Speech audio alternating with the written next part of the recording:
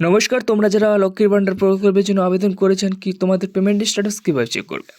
তো payment status check করার জন্য মোবাইলে যে কোনো একটা ব্রাউজার ওপেন করে নিতে হবে। তারপর তোমরা সার্চ অপশানে ক্লিক করবে। সার্চ অপশানে লক্ষ্মীর ভান্ডার লিখে তোমরা সার্চ করে নেবে।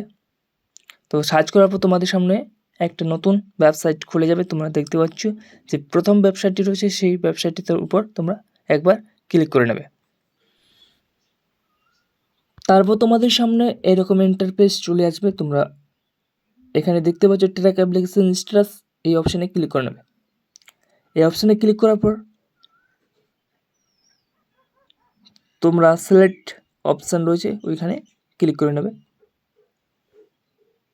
তো তোমরা দেখতে পাচ্ছ অ্যাপ্লিকেশন আইডি, মোবাইল নাম্বার অথবা আধার কার্ডের নাম্বার অথবা স্বাস্থ্য কার্ডের নাম্বার, যে কোনো একটা দিয়ে তোমরা লক্ষ্মীর ভান্ডারের পেমেন্ট স্ট্যাটাস চেক করে দেবো। তো আমি মোবাইল নাম্বার সিলেক্ট করলাম, এখানে মোবাইল নাম্বারকে বসিয়ে দেবো।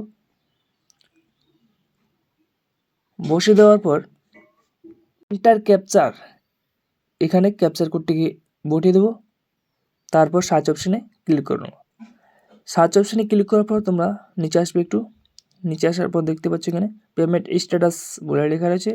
তো তোমরা এখানে ক্লিক করে নেবে।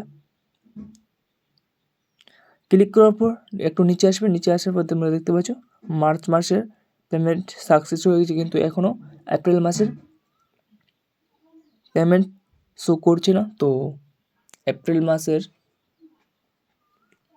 12 তারিখের মধ্যে সবার লক্ষ্মীর ভান্ডারের টাকা ব্যাঙ্ক অ্যাকাউন্টে ঢুকে যাবে। তো আজকের ভিডিওটি এখান থেকে ছিল।